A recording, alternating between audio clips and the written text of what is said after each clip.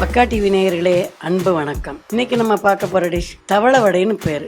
என்ன நேயர்களே, பேரை கேட்கறதே பண்ணியா இருக்கா? ஆனா அதுக்கு அதான் பேரு. வாங்க எப்படி பண்ணலாம்னு பார்க்கலாம்.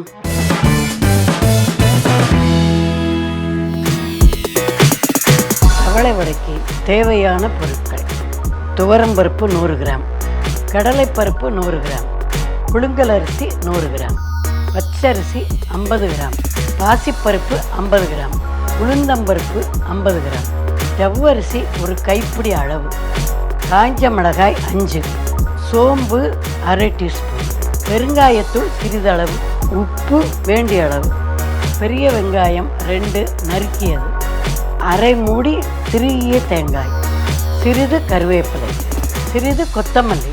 வடையை பொரித்து எடுக்க தேவையான அளவு எண்ணெய்.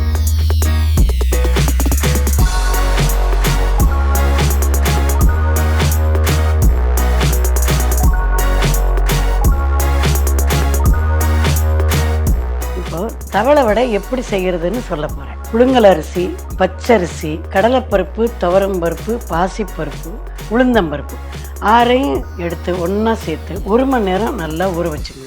முதல்ல நல்லா கழுவிடுங்க, கழுவிட்டு ஊற வைங்க. 1 மணி நேரம் ஊறினா போகிறோம்.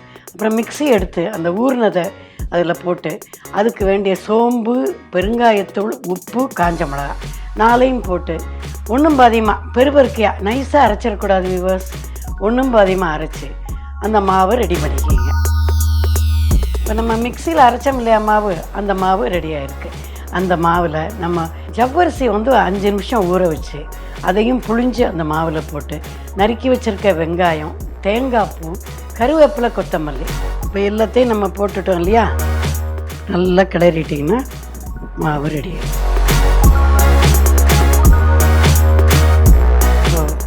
அடுப்பு பற்ற வச்சுக்கோங்க. தவளை வடை சுடுறதுக்கு ப்ரெஷர் பேன் வச்சு அதுக்கு வேண்டிய ஆயில். இப்போ ஆயில் நல்லா சூடாயிடுச்சு. இந்த வடை கையால் போட முடியாது, கரண்டியால் தான். ஆனால் இது பாருங்கள், போடுறது தவளை மாதிரியே வரும். இதுக்கு இன்னொரு பேர் இருக்குது தெரியுமா? சொன்னால் சிரிப்பீங்க. சிரிக்க மாட்டிங்களே, சொல்லவா? இதுக்கு பேர் சொல்லிக்கிற வடைன்னு பேர். காரைக்குடி சைடெல்லாம் கல்யாணம், காட்சி, 60ஆம் கல்யாணம், எந்த விசேஷமாக இருந்தாலும் மறுநாள் காலையில் இந்த வடை நிச்சயமாக டிஃபனில் இடம் வரும். ஒருவேளை அவங்க எல்லாம் கல்யாணம் முடிஞ்சிருச்சு, சொல்லிக்கிங்க எல்லோரும் சொல்லிட்டு வீட்டுக்கு போயிட்டு வாங்கன்னு சொல்லி இந்த வடையை போடுறாங்களோ என்னமோ தெரியல. நல்லா வேக விட்டு திருப்பி விடுங்க. கொஞ்சம் முன்னாடி எடுத்துட்டா மாவாக நல்லா வெந்து பதத்துக்கு வந்துருச்சு. ஸ்டவ்வை கொஞ்சம் சின்னது பண்ணிக்கிட்டு நீங்கள் எடுத்துடலாம்.